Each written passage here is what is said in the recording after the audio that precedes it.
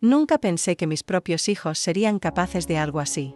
Durante 72 años había vivido creyendo que la familia era lo más sagrado, que los hijos siempre protegen a su madre.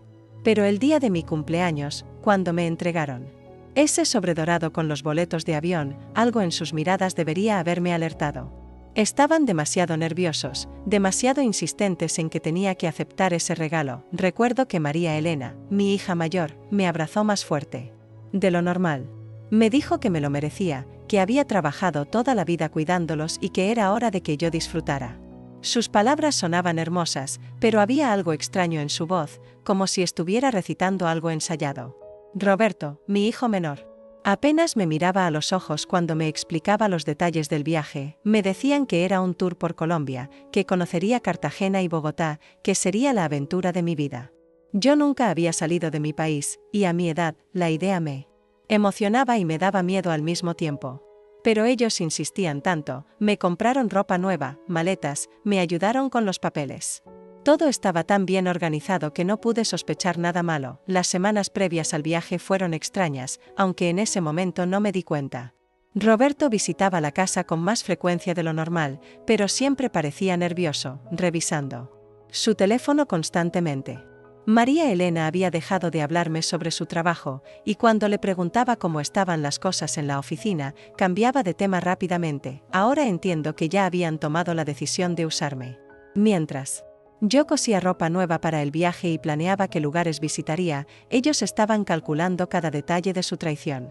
Debían reunirse en secreto, hablando sobre cómo convencerme de cargar esa mochila, sobre cuál sería la mejor forma de abandonarme en el aeropuerto extranjero. El día de la partida, María Elena vino muy temprano a recogerme. Estaba más callada que de costumbre, y cuando le pregunté si se sentía bien, solo me dijo que estaba preocupada porque iba a viajar sola. Roberto llegó después con una mochila grande de color negro y me dijo que era un regalo adicional, que tenía algunas cosas que podría necesitar durante el viaje. La mochila era más pesada de lo que esperaba, pero cuando pregunté qué contenía, María Elena respondió rápidamente que eran medicinas, algunos dulces típicos para regalar a la gente que conociera, productos de belleza que no encontraría en Colombia, cosas así. Me pareció extraño que no me dejaran abrirla para ver el contenido, pero ellos dijeron que querían que fuera una sorpresa especial, y yo confiaba en mis hijos completamente, nunca se me ocurrió dudar de ellos. Después de todo, eran los niños que había criado sola desde que su padre nos abandonó cuando ellos tenían 8 y 10 años. Había trabajado doble turno en la fábrica textil durante 15 años para pagarles los estudios. Había vendido hasta mi anillo de matrimonio para comprarle zapatos escolares a Roberto cuando tenía 14 años. En el aeropuerto, los dos se portaron de una manera que ahora reconozco como culpa pura. Roberto revisaba constantemente su teléfono. Y María Elena no paraba de mirar hacia todos lados, como si esperara que alguien la estuviera siguiendo. Me dijeron que me acompañarían hasta la puerta de embarque, pero después de pasar migración, me dijeron que tenían que irse urgentemente. Por un problema en el trabajo de María Elena, fue todo tan rápido que no tuve tiempo de despedirme como quería.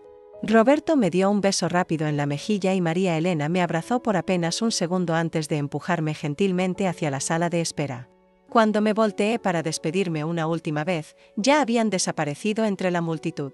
Debería haber sentido algo extraño en ese momento, pero estaba demasiado emocionada con el viaje. El vuelo fue largo y tranquilo. Yo iba emocionada, mirando por la ventanilla, pensando en lo orgullosa que se sentiría mi difunta madre de verme viajando a mis años. Llevaba la mochila que me habían dado como equipaje de mano, abrazándola de vez en cuando porque me hacía sentir cerca de mis hijos. No sabía que estaba cargando mi propia perdición, que cada minuto que pasaba me acercaba más a la peor pesadilla de mi vida. Durante el vuelo, hablé con una señora de mi edad que también viajaba sola. Me contó que sus nietos le habían regalado ese viaje, y yo le conté orgullosa sobre mis hijos y lo generosos que habían sido conmigo. Ella me preguntó qué llevaba en la mochila tan grande, y yo le repetí lo que María Elena me había dicho. Medicinas y regalos. La señora sonrió y me dijo que qué hijos tan considerados tenía. Al llegar a Bogotá, todo parecía normal al principio. El aeropuerto era enorme y lleno de gente, muy diferente al pequeño aeropuerto de mi ciudad. Pasé por los controles iniciales sin problemas, retiré mi maleta del equipaje, y cuando me dirigía hacia la salida siguiendo las señales, 2 hombres uniformados se me acercaron con una sonrisa amable, me pidieron los documentos de manera muy educada y luego, manteniendo esa misma cortesía, me solicitaron que los acompañara para una revisión de rutina. Yo no entendía qué pasaba, pero cooperé completamente porque no tenía absolutamente nada que ocultar. En mi mente, era solo una formalidad más, algo normal que les hacían a los turistas extranjeros. Me llevaron a una oficina pequeña pero limpia, donde había una mujer mayor también uniformada, de cabello gris como el mío. Su presencia me tranquilizó un poco porque me recordaba a las maestras de mi infancia. Me pidió que pusiera la mochila sobre la mesa metálica y que la abriera lentamente. Cuando levanté el cierre, lo primero que vi fueron unos paquetes blancos envueltos en plástico transparente, escondidos entre ropa que yo nunca había visto antes en mi vida. Mi corazón se detuvo por completo. Por un momento pensé que estaba soñando, que esto no podía estar pasando realmente. La mujer uniformada me explicó con voz seria pero no cruel que había encontrado más de 2 kilos de cocaína pura en mi equipaje. Yo no podía creerlo. Que estaba escuchando, las palabras parecían llegar a mis oídos desde muy lejos. Le repetía una y otra vez que esa mochila me la habían dado mis hijos, que yo no sabía nada de eso, que había sido un regalo, que dentro debían estar medicinas y dulces típicos. Pero ella solo movía la cabeza con una expresión que mezclaba lástima profesional y desconfianza aprendida. Me dijo que había escuchado esa misma historia cientos de veces de mujeres de mi edad. Me esposaron ahí mismo, con esas esposas metálicas frías que me lastimaron las muñecas delgadas. Mientras me leían mis derechos en un español que sonaba diferente al mío, con palabras legales que apenas entendía completamente, mi mente volaba tratando de entender cómo había llegado a esa situación imposible. Era como estar viviendo la peor pesadilla de otra persona. Pensaba en María Elena diciéndome con esa sonrisa falsa que la mochila tenía medicinas, en Roberto evitando mi mirada durante todo el día de la partida, en lo nerviosos que estaban ambos en el aeropuerto, en cómo habían desaparecido tan rápidamente después de dejarme. Poco a poco, como piezas de un rompecabezas terrible, la verdad comenzó a formarse en mi cabeza. Me llevaron a una celda donde pasé la noche más larga de mi vida.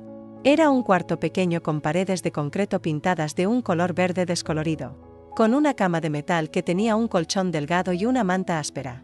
Había otras mujeres ahí, algunas más jóvenes que parecían acostumbradas a ese lugar, otras de mi edad que lloraban en silencio como yo, una de ellas, una señora ecuatoriana. Con el cabello completamente blanco, cuando le conté mi historia entre sollozos, me miró con una tristeza profunda que reconocí inmediatamente. Me dijo algo que nunca olvidaré, con una voz cansada de haber visto demasiado dolor, que los criminales siempre buscan a las abuelas porque nadie sospecha de nosotras, porque parecemos inofensivas, y porque nuestros propios hijos saben qué haríamos. Cualquier cosa por ellos sin hacer preguntas. Me contó que ella llevaba 3 años ahí, que su hijo la había convencido de llevar una maleta llena de ropa usada para donar en Perú, pero que la ropa escondía paquetes de heroína. Su hijo había desaparecido completamente después de su arresto, había cambiado de ciudad y de identidad. Ella nunca había vuelto a saber de él, y sus nietos habían crecido creyendo que su abuela era una criminal. Esa noche no pude dormir ni un minuto. Me quedé acostada en esa cama dura, mirando al techo manchado, recordando toda mi vida con María Elena y Roberto. Los recuerdos que antes me llenaban de orgullo ahora me dolían como puñaladas. Recordaba cuando María Elena ganó el concurso de oratoria en el colegio y me dijo que había sido gracias a mi apoyo.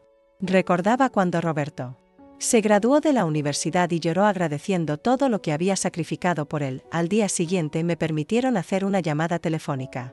Marqué el número de María Elena con las manos temblando tanto que tuve que intentar 3 veces antes de marcar correctamente. Cuando contestó, su voz sonaba normal, como si nada hubiera pasado. Le expliqué desesperadamente lo que había ocurrido, le supliqué que me ayudara, que viniera a explicar que había sido un error terrible. Hubo un silencio muy largo del otro lado de la línea, tan largo que pensé que se había cortado la llamada. Y después escuché algo que me destrozó el alma de una manera que no sabía que era posible. Me dijo, con una voz fría que nunca le había conocido, que ella no sabía nada de ninguna droga, que si yo me había metido en problemas era mi responsabilidad exclusiva. Me dijo que no podía ayudarme porque tenía que pensar en sus propios hijos, mis nietos, que no podía arriesgar su reputación por mis errores. Cuando le grité que habían sido ellos quienes me dieron esa maldita mochila, que ella misma me había dicho que contenía medicinas, simplemente me colgó el teléfono. El sonido de la línea cortándose fue como un martillo golpeando mi corazón. Intenté llamar a Roberto inmediatamente después, pero su teléfono estaba completamente desconectado. El mensaje grabado decía que ese número ya no estaba en servicio. Después supe por el abogado defensor público que me asignaron que tanto María Elena como Roberto habían cambiado sus números de teléfono y se habían mudado de la casa donde los había criado, esa casa que yo había pagado trabajando turnos dobles durante años. Mis propios hijos me habían usado como una mula de drogas y después me habían abandonado como si fuera una completa extraña. Peor que eso, me habían negado completamente, borrando cualquier evidencia de que ellos habían organizado ese viaje maldito. Para el mundo exterior, yo era simplemente una abuela criminal que había decidido traficar drogas a los 72 años. Los primeros días en la cárcel fueron los peores de mi vida entera.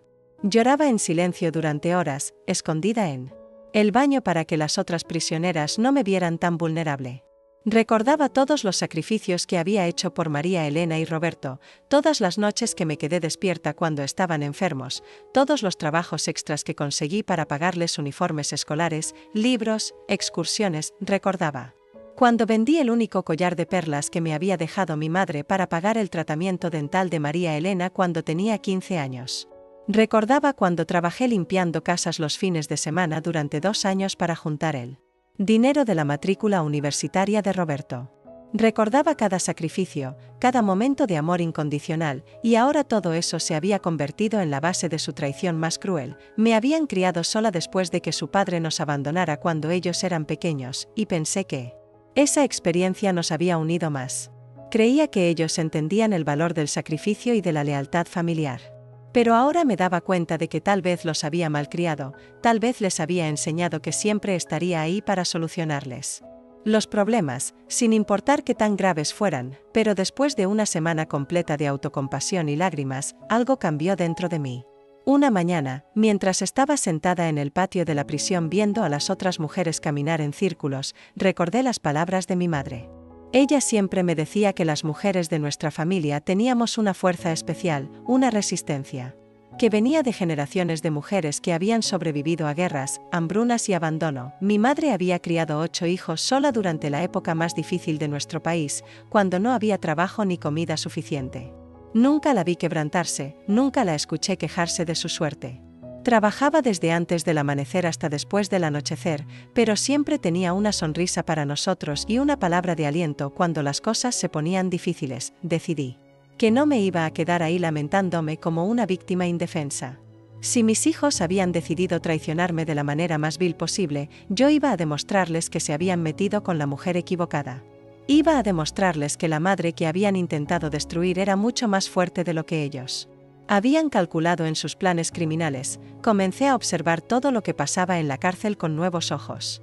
Hablé con otras mujeres que habían pasado por situaciones similares a la mía, aprendí sobre el funcionamiento de las redes de tráfico internacional, sobre cómo usaban sistemáticamente a personas inocentes como señuelos y chivos expiatorios. Descubrí que había un patrón muy claro, que muchas abuelas llegaban engañadas por sus propios familiares. Una de las mujeres, Esperanza, que llevaba 5 años ahí y trabajaba en la biblioteca de la prisión, me contó sobre un programa especial de la Fiscalía donde ayudaban a las víctimas reales de tráfico de drogas a cambio de información detallada sobre las redes criminales. Me dijo que si podía demostrar convincentemente que había sido engañada y si colaboraba completamente con las autoridades, podría reducir mi condena considerablemente. Más importante aún, me explicó que mi testimonio podría ayudar a que arrestaran a los verdaderos culpables, incluyendo a mis propios hijos. Me dijo que la justicia no siempre llega rápido, pero que cuando llega, llega completa. Esas palabras se quedaron grabadas en mi mente como un mantra de esperanza y determinación. Esperanza también me presentó a otras mujeres que habían logrado salir de prisión después de colaborar con la Fiscalía. Una de ellas, Carmen Rosa, había sido engañada por su yerno, quien la convenció de llevar una maleta llena de documentos importantes a México. La maleta contenía fentanilo suficiente para matar a cientos de personas. Su yerno fue arrestado 2 años después gracias a su testimonio. Fue entonces cuando tomé la decisión más importante de mi vida después de haber criado a mis hijos. Decidí contar toda la verdad, sin importar a quién lastimara, sin importar qué consecuencias tuviera para María Elena y Roberto. Ellos habían tomado la decisión de sacrificarme, ahora yo iba a tomar la decisión de luchar por mi libertad y mi dignidad. Le dije al fiscal asignado a mi caso que quería hablar, que tenía información importante sobre cómo había llegado esa droga a mis manos.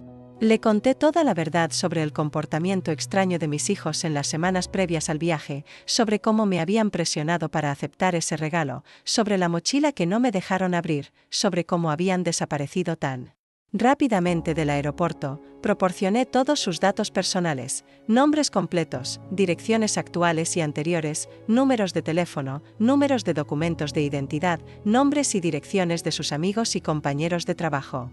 También recordé detalles que al principio no parecían importantes, pero que ahora formaban un patrón muy claro de comportamiento criminal planificado. Le conté que Roberto había estado extremadamente nervioso las últimas 3 semanas antes del viaje. Recibía llamadas telefónicas extrañas a horas muy raras de la madrugada.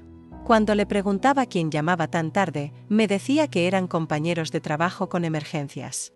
Pero yo había trabajado toda la vida y sabía que ningún trabajo normal requiere llamadas a las 3 de la mañana. También recordé que María Elena había dejado de hablarme sobre su trabajo desde hacía varios meses, cuando antes siempre me contaba sobre sus proyectos y sus compañeros. Cuando le preguntaba cómo estaban las cosas en la oficina, cambiaba de tema inmediatamente o me decía que todo estaba bien sin dar detalles. Ahora entendía que había perdido su trabajo y no me lo había dicho. Le expliqué al fiscal que habían pagado mi pasaporte de manera urgente y muy cara, cuando normalmente María Elena era extremadamente cuidadosa con cada peso que gastaba. También habían insistido obsesivamente en que no le contara a nadie sobre el viaje, que fuera una sorpresa total para el resto de la familia y los vecinos. Decían que querían que fuera algo especial, solo entre nosotros 3. La investigación avanzó mucho más rápido de lo que yo esperaba. Los investigadores descubrieron que Roberto tenía deudas enormes con prestamistas que cobraban intereses ilegales, personas muy peligrosas que habían amenazado con lastimarlo físicamente si no pagaba pronto.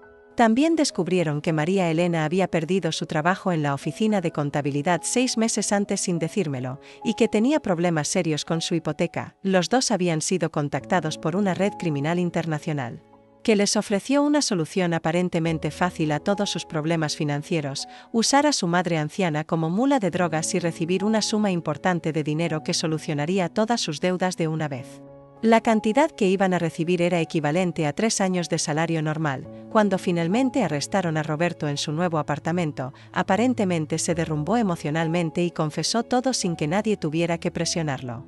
Admitió que habían planeado toda la operación durante más de un mes, que sabían exactamente lo que contenía esa mochila negra, que habían calculado cuidadosamente que yo era la candidata perfecta porque nadie sospecharía jamás de una abuela de 72 años viajando sola por primera vez en su vida. Roberto también confesó que habían ensayado las conversaciones que tendrían conmigo, que habían practicado cómo convencerme de aceptar el viaje y de cargar la mochila sin hacer preguntas. Incluso habían investigado sobre Colombia para poder responder cualquier pregunta que yo pudiera tener sobre el destino turístico. Todo había sido calculado hasta el último detalle. María Elena fue mucho más difícil de atrapar porque había huido a otra ciudad inmediatamente después de mi arresto, usando un nombre falso y documentos alterados. Pero finalmente la encontraron viviendo en un apartamento caro, gastando el dinero que habían recibido por traicionarme. En su casa descubrieron no solo parte del dinero en efectivo, sino también mensajes de texto donde coordinaba todos los detalles de mi viaje. En esos mensajes, que el fiscal me leyó durante una de nuestras reuniones, María Elena hablaba de mí como si fuera un objeto, no como su madre. Decía cosas como: la vieja ya aceptó el viaje y hay que asegurarse de que no abra la mochila antes del vuelo. Leer esos mensajes fue casi más doloroso que el arresto original, porque confirmaba que realmente me veían como una herramienta desechable. El día del juicio fue el más duro emocionalmente, pero también el más liberador de toda esta experiencia terrible. Tuve que enfrentar a mis 2 hijos en el tribunal, verlos esposados como los criminales que habían decidido convertirse, escuchar cómo el fiscal leía todos los detalles íntimos de su traición contra mí. Era como estar en una pesadilla. Pero una pesadilla que finalmente iba a terminar. Roberto lloraba constantemente y pedía perdón, pero sus lágrimas me parecían completamente falsas. Si realmente se arrepentía, ¿por qué no había confesado inmediatamente después de mi arresto? ¿Por qué había esperado hasta que lo atraparan para mostrar remordimiento? Su arrepentimiento no era genuino, era solo miedo a las consecuencias de sus actos criminales. María Elena, en cambio, me miraba con un odio puro que me helaba la sangre. Era como si yo fuera la culpable de su situación, como si yo hubiera elegido ser arrestada con drogas solo para arruinar su vida perfecta. No mostraba ni una pizca de remordimiento o culpa por lo que me había hecho, por cómo había destruido la confianza y el amor de toda una vida en un solo acto de traición. Cuando me tocó declarar ante el juez y el jurado, hablé con una voz firme que yo misma no reconocía. Les conté a todos los presentes sobre los años que había dedicado a criar a esos dos seres humanos, sobre los innumerables sacrificios que había hecho para darles oportunidades que yo nunca tuve, sobre la confianza ciega que había depositado en ellos durante toda mi vida. También hablé sobre las otras mujeres que habían pasado por experiencias similares en la prisión, sobre la importancia de que las autoridades y la sociedad entendieran cómo funcionaban realmente estas redes criminales. Expliqué cómo los traficantes se aprovechan del amor incondicional de las madres y abuelas, cómo convierten nuestro amor en su arma más efectiva contra nosotras mismas. Le dije al juez que no estaba ahí buscando venganza personal contra mis hijos, sino buscando justicia para todas las mujeres mayores que habían sido utilizadas de la misma manera. Que mi caso no era único, que había docenas de abuelas en esa misma prisión que habían sido traicionadas por sus propias familias por dinero sucio. El juez fue muy claro y contundente en su sentencia final. Condenó a Roberto a 12 años de prisión por tráfico internacional de drogas y manipulación de persona vulnerable. A María Elena la condenó a 15 años, porque las evidencias demostraban que había sido la cabecilla intelectual de toda la operación, la que había contactado inicialmente con los traficantes y coordinado todos los detalles. A mí me dieron 2 años de libertad condicional por haber colaborado completamente con la justicia y por haber sido claramente una víctima de manipulación familiar. Pero lo más importante para mí no fue mi propia libertad, sino saber que mi testimonio había ayudado a desmantelar una parte significativa de la red criminal que había detrás de todo esto, gracias a la información que proporcioné y a las investigaciones que se derivaron de mi caso. Las autoridades pudieron arrestar a 12 personas más involucradas en esa red de tráfico internacional. Entre ellos estaban los prestamistas que habían amenazado a Roberto y los intermediarios que habían reclutado a María Elena. Mi traición personal se había convertido en un golpe importante contra toda una organización criminal. Mientras estaba todavía en esa cárcel esperando la resolución de mi caso, también conocí a una trabajadora social extraordinaria llamada Carmen Luz, que me habló sobre organizaciones sin fines de lucro que se dedicaban específicamente a ayudar a mujeres mayores víctimas de estafas y manipulación familiar. Me dijo que mi historia podría ser muy valiosa para ayudar a otras abuelas a reconocer las señales de peligro antes de que fuera demasiado tarde. Carmen Luz me explicó que existían redes de apoyo para mujeres como yo, que habían pasado por traiciones familiares y necesitaban reconstruir sus vidas desde cero. Me dijo que mi experiencia, por terrible que hubiera sido, podría convertirse en una herramienta poderosa para prevenir que otras familias pasaran por lo mismo que había pasado la mía. Me habló sobre programas donde mujeres que habían superado situaciones similares daban charlas en centros comunitarios, escribían artículos para revistas, participaban en programas de radio y televisión para educar a otras personas mayores. Me dijo que mi historia tenía todos los elementos necesarios para generar un impacto real en la prevención de estos crímenes. Cuando finalmente salí de la prisión después de 8 meses, no tenía absolutamente nada a dónde ir. Mi casa había sido embargada por el banco para pagar las deudas que Roberto había acumulado usando mi nombre como avalista sin que yo lo supiera. Mis pocos ahorros se habían agotado pagando abogados y gastos legales. A los 73 años, estaba empezando completamente de cero, pero Carmen Luz cumplió su promesa y me ayudó a contactar con la Fundación Esperanza Dorada, una organización que se dedicaba específicamente a ayudar a mujeres mayores víctimas de abuso familiar. Me ofrecieron no solo un lugar seguro donde vivir, sino también la oportunidad de convertirme en consejera y activista para otras mujeres que habían pasado por experiencias similares a la mía. La fundación tenía un programa muy completo donde las mujeres que habían superado situaciones de abuso o traición familiar ayudaban a otras que estaban pasando por lo mismo. Era como una gran familia de mujeres fuertes que se apoyaban mutuamente, que entendían el dolor específico de ser traicionada por las personas que más amabas en el mundo. Ahora, 4 años después de aquella pesadilla, trabajo tiempo completo, ayudando a abuelas que han sido estafadas, manipuladas o abandonadas por sus propios familiares. He escuchado historias que me rompen el corazón, pero también he visto la fuerza increíble que tenemos las mujeres mayores cuando decidimos no rendirnos ante la adversidad y convertir nuestro dolor en propósito. Hemos creado una red de apoyo que está creciendo cada día y que ya tiene presencia en 12 países de América Latina. Recibimos casos nuevos todas las semanas, abuelas que han sido convencidas de firmar préstamos que no pueden pagar, madres que han sido abandonadas después de vender sus casas para ayudar a hijos drogadictos, mujeres mayores que han sido estafadas por nietos que decían necesitar dinero para emergencias médicas. Mi historia personal se ha contado en varios programas de televisión de investigación y ha aparecido en periódicos de todo el continente. Recibo cartas y mensajes electrónicos de mujeres de todos los países que me cuentan sus propias experiencias de traición familiar. Algunas me dicen que mi testimonio las inspiró a denunciar a sus familiares abusivos, otras me agradecen por hacerlas sentir menos solas en su dolor. Una de las cartas que más me impactó fue de una señora mexicana de 80 años, cuyo hijo la había convencido de vender su casa para invertir el dinero en un negocio que nunca existió. Después de leer mi historia en un periódico, encontró el valor para denunciarlo ante las autoridades.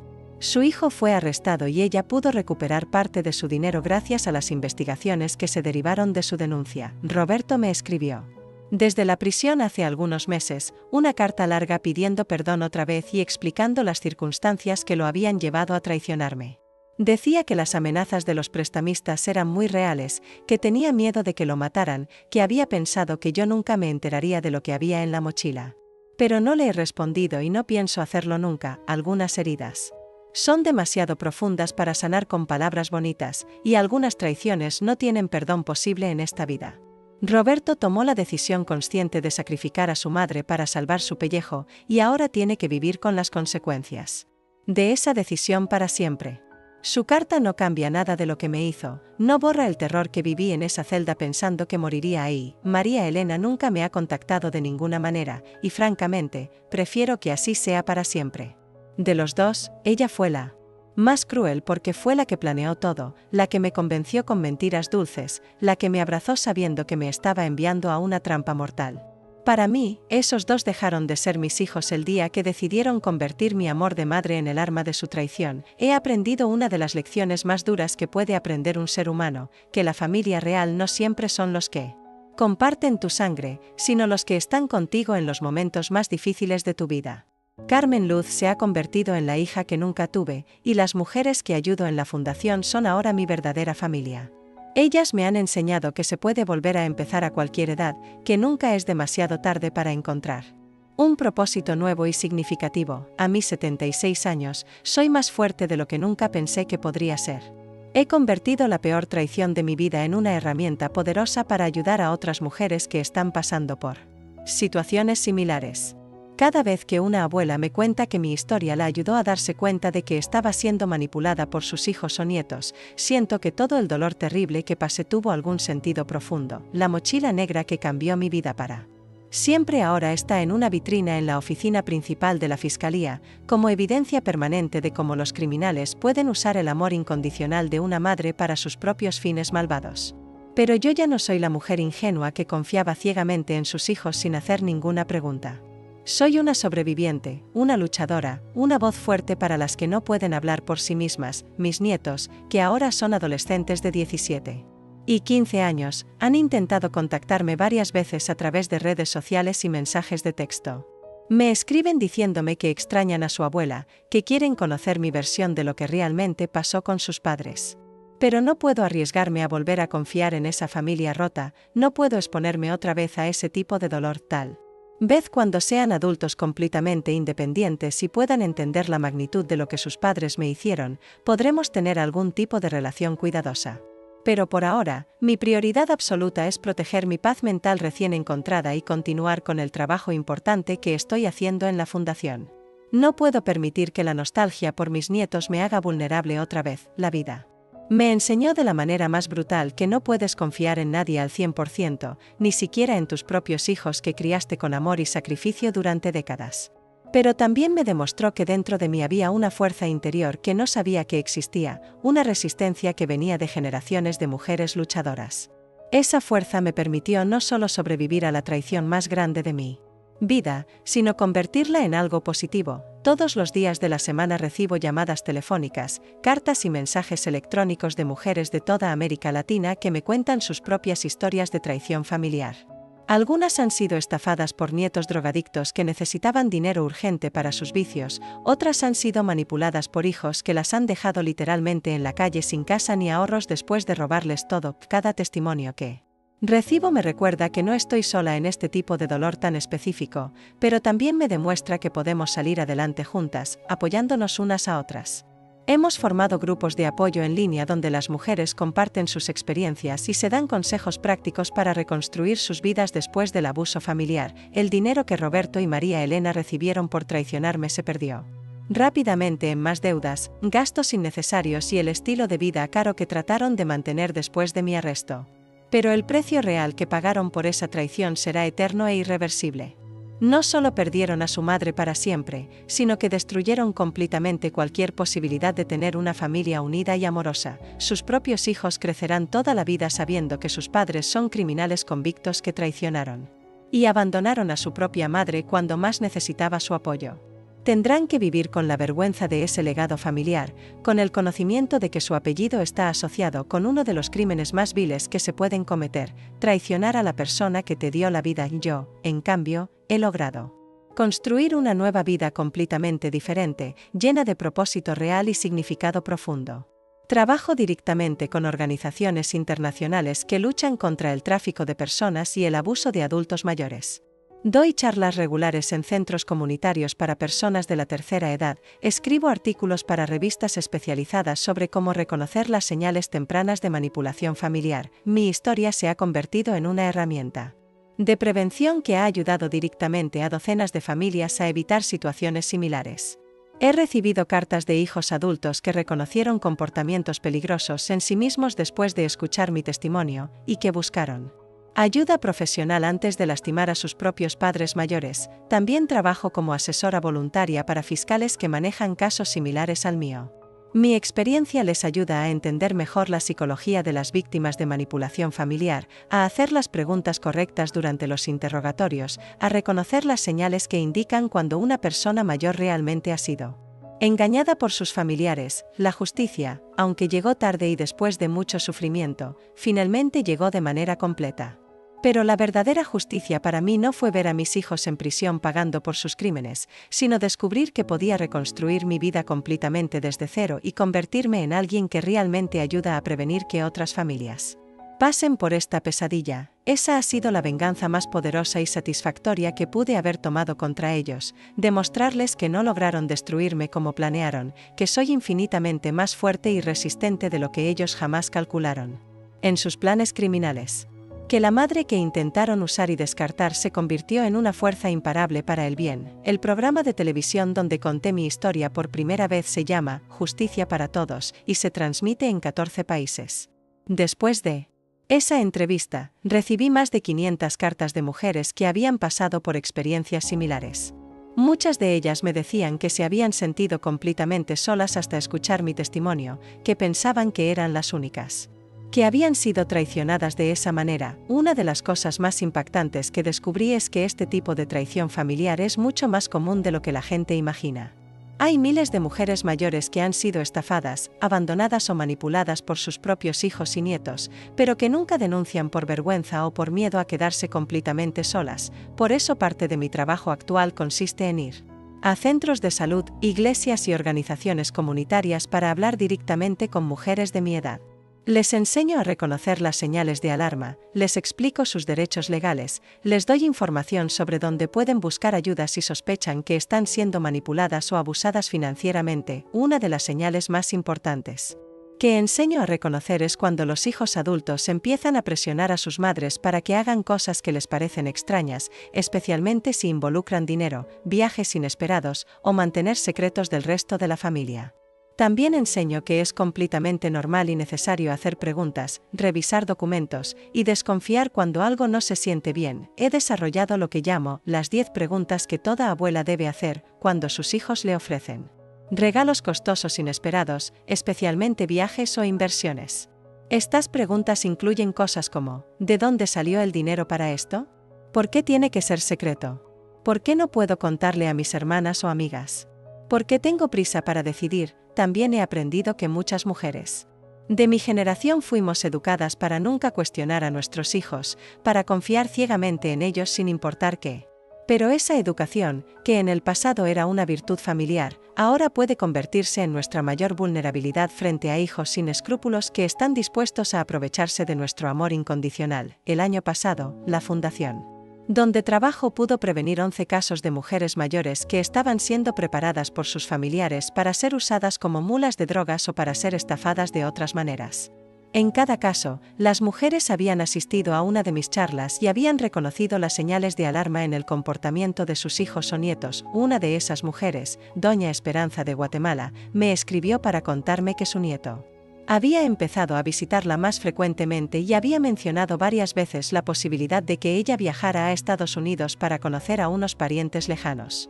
Después de escuchar mi historia, ella empezó a hacer preguntas más específicas y descubrió que su nieto tenía deudas graves con narcotraficantes. Doña Esperanza denunció a su nieto ante las autoridades antes de que pudiera involucrarla en actividades criminales. Fue una decisión dolorosa, pero me dijo que prefería tener un nieto en prisión que convertirse ella misma en una criminal por culpa de él. Su denuncia también ayudó a las autoridades a arrestar a varios miembros de la red de traficantes que habían estado reclutando personas mayores. Estas historias de éxito me dan la energía para continuar con este trabajo tan duro emocionalmente. Cada mujer que logro ayudar a tiempo, cada familia que logro salvar antes de que se destruya completamente, me recuerda por qué todo lo que pasé tuvo sentido al final. Mi dolor personal se ha convertido en protección para otras mujeres vulnerables. La Fundación también trabaja con autoridades de migración y aduanas para entrenar a sus agentes sobre cómo identificar a posibles víctimas de manipulación familiar en aeropuertos y cruces fronterizos.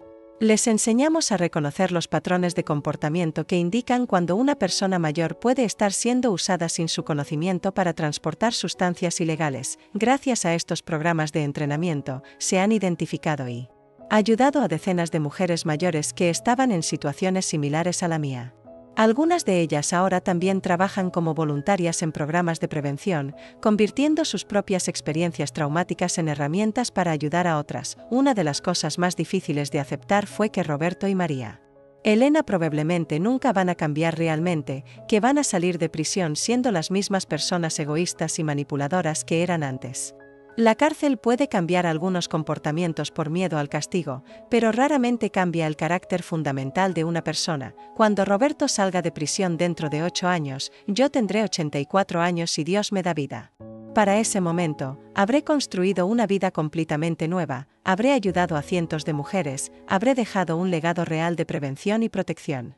Él saldrá siendo un exconvicto con un historial criminal, sin familia que lo apoye, sin las habilidades necesarias para reconstruir una vida honesta. Me escriben diciéndome que extrañan a su abuela, que quieren conocer mi versión de lo que realmente pasó con sus padres.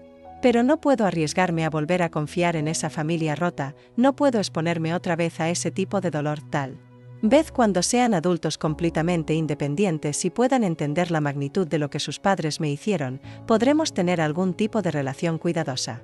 Pero por ahora, mi prioridad absoluta es proteger mi paz mental recién encontrada y continuar con el trabajo importante que estoy haciendo en la Fundación.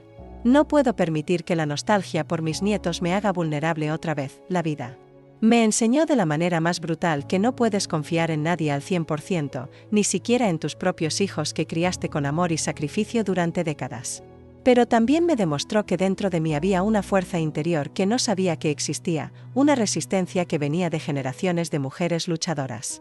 Esa fuerza me permitió no solo sobrevivir a la traición más grande de mi vida, sino convertirla en algo positivo. Todos los días de la semana recibo llamadas telefónicas, cartas y mensajes electrónicos de mujeres de toda América Latina que me cuentan sus propias historias de traición familiar. Algunas han sido estafadas por nietos drogadictos que necesitaban dinero urgente para sus vicios, otras han sido manipuladas por hijos que las han dejado literalmente en la calle sin casa ni ahorros después de robarles todo. Cada testimonio que recibo me recuerda que no estoy sola en este tipo de dolor tan específico, pero también me demuestra que podemos salir adelante juntas, apoyándonos unas a otras. Hemos formado grupos de apoyo en línea donde las mujeres comparten sus experiencias y se dan consejos prácticos para reconstruir sus vidas después del abuso familiar. El dinero que Roberto y María Elena recibieron por traicionarme se perdió rápidamente en más deudas, gastos innecesarios y el estilo de vida caro que trataron de mantener después de mi arresto.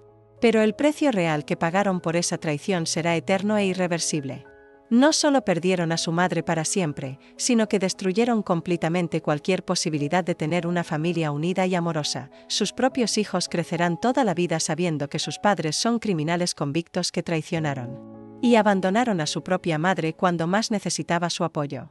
Tendrán que vivir con la vergüenza de ese legado familiar, con el conocimiento de que su apellido está asociado con uno de los crímenes más viles que se pueden cometer, traicionar a la persona que te dio la vida. Yo, en cambio, he logrado construir una nueva vida completamente diferente, llena de propósito real y significado profundo. Trabajo directamente con organizaciones internacionales que luchan contra el tráfico de personas y el abuso de adultos mayores. Doy charlas regulares en centros comunitarios para personas de la tercera edad, escribo artículos para revistas especializadas sobre cómo reconocer las señales tempranas de manipulación familiar. Mi historia se ha convertido en una herramienta de prevención que ha ayudado directamente a docenas de familias a evitar situaciones similares. He recibido cartas de hijos adultos que reconocieron comportamientos peligrosos en sí mismos después de escuchar mi testimonio, y que buscaron ayuda profesional antes de lastimar a sus propios padres mayores. También trabajo como asesora voluntaria para fiscales que manejan casos similares al mío. Mi experiencia les ayuda a entender mejor la psicología de las víctimas de manipulación familiar, a hacer las preguntas correctas durante los interrogatorios, a reconocer las señales que indican cuando una persona mayor realmente ha sido engañada por sus familiares. La justicia, aunque llegó tarde y después de mucho sufrimiento, finalmente llegó de manera completa. Pero la verdadera justicia para mí no fue ver a mis hijos en prisión pagando por sus crímenes, sino descubrir que podía reconstruir mi vida completamente desde cero y convertirme en alguien que realmente ayuda a prevenir que otras familias pasen por esta pesadilla. Esa ha sido la venganza más poderosa y satisfactoria que pude haber tomado contra ellos, demostrarles que no lograron destruirme como planearon, que soy infinitamente más fuerte y resistente de lo que ellos jamás calcularon en sus planes criminales. Que la madre que intentaron usar y descartar se convirtió en una fuerza imparable para el bien. El programa de televisión donde conté mi historia por primera vez se llama Justicia para Todos y se transmite en 14 países. Después de esa entrevista, recibí más de 500 cartas de mujeres que habían pasado por experiencias similares. Muchas de ellas me decían que se habían sentido completamente solas hasta escuchar mi testimonio, que pensaban que eran las únicas que habían sido traicionadas de esa manera. Una de las cosas más impactantes que descubrí es que este tipo de traición familiar es mucho más común de lo que la gente imagina. Hay miles de mujeres mayores que han sido estafadas, abandonadas o manipuladas por sus propios hijos y nietos, pero que nunca denuncian por vergüenza o por miedo a quedarse completamente solas. Por eso parte de mi trabajo actual consiste en ir a centros de salud, iglesias y organizaciones comunitarias para hablar directamente con mujeres de mi edad. Les enseño a reconocer las señales de alarma, les explico sus derechos legales, les doy información sobre dónde pueden buscar ayuda si sospechan que están siendo manipuladas o abusadas financieramente. Una de las señales más importantes que enseño a reconocer es cuando los hijos adultos empiezan a presionar a sus madres para que hagan cosas que les parecen extrañas, especialmente si involucran dinero, viajes inesperados o mantener secretos del resto de la familia. También enseño que es completamente normal y necesario hacer preguntas, revisar documentos y desconfiar cuando algo no se siente bien. He desarrollado lo que llamo las 10 preguntas que toda abuela debe hacer cuando sus hijos le ofrecen regalos costosos inesperados, especialmente viajes o inversiones. Estas preguntas incluyen cosas como: ¿de dónde salió el dinero para esto? ¿Por qué tiene que ser secreto? ¿Por qué no puedo contarle a mis hermanas o amigas? ¿Por qué tengo prisa para decidir? También he aprendido que muchas mujeres De mi generación fuimos educadas para nunca cuestionar a nuestros hijos, para confiar ciegamente en ellos sin importar qué. Pero esa educación, que en el pasado era una virtud familiar, ahora puede convertirse en nuestra mayor vulnerabilidad frente a hijos sin escrúpulos que están dispuestos a aprovecharse de nuestro amor incondicional. El año pasado, la Fundación Donde Trabajo pudo prevenir 11 casos de mujeres mayores que estaban siendo preparadas por sus familiares para ser usadas como mulas de drogas o para ser estafadas de otras maneras. En cada caso, las mujeres habían asistido a una de mis charlas y habían reconocido las señales de alarma en el comportamiento de sus hijos o nietos. Una de esas mujeres, Doña Esperanza de Guatemala, me escribió para contarme que su nieto había empezado a visitarla más frecuentemente y había mencionado varias veces la posibilidad de que ella viajara a Estados Unidos para conocer a unos parientes lejanos. Después de escuchar mi historia, ella empezó a hacer preguntas más específicas y descubrió que su nieto tenía deudas graves con narcotraficantes. Doña Esperanza denunció a su nieto ante las autoridades antes de que pudiera involucrarla en actividades criminales. Fue una decisión dolorosa, pero me dijo que prefería tener un nieto en prisión que convertirse ella misma en una criminal por culpa de él. Su denuncia también ayudó a las autoridades a arrestar a varios miembros de la red de traficantes que habían estado reclutando personas mayores. Estas historias de éxito me dan la energía para continuar con este trabajo tan duro emocionalmente. Cada mujer que logro ayudar a tiempo, cada familia que logro salvar antes de que se destruya completamente, me recuerda porque todo lo que pasé tuvo sentido al final. Mi dolor personal se ha convertido en protección para otras mujeres vulnerables. La Fundación también trabaja con autoridades de migración y aduanas para entrenar a sus agentes sobre cómo identificar a posibles víctimas de manipulación familiar en aeropuertos y cruces fronterizos. Les enseñamos a reconocer los patrones de comportamiento que indican cuando una persona mayor puede estar siendo usada sin su conocimiento para transportar sustancias ilegales. Gracias a estos programas de entrenamiento, se han identificado y ayudado a decenas de mujeres mayores que estaban en situaciones similares a la mía. Algunas de ellas ahora también trabajan como voluntarias en programas de prevención, convirtiendo sus propias experiencias traumáticas en herramientas para ayudar a otras. Una de las cosas más difíciles de aceptar fue que Roberto y María Elena probablemente nunca van a cambiar realmente, que van a salir de prisión siendo las mismas personas egoístas y manipuladoras que eran antes. La cárcel puede cambiar algunos comportamientos por miedo al castigo, pero raramente cambia el carácter fundamental de una persona. Cuando Roberto salga de prisión dentro de 8 años, yo tendré 84 años si Dios me da vida. Para ese momento, habré construido una vida completamente nueva, habré ayudado a cientos de mujeres, habré dejado un legado real de prevención y protección. Él saldrá siendo un exconvicto con un historial criminal, sin familia que lo apoye, sin las habilidades necesarias para reconstruir una vida honesta.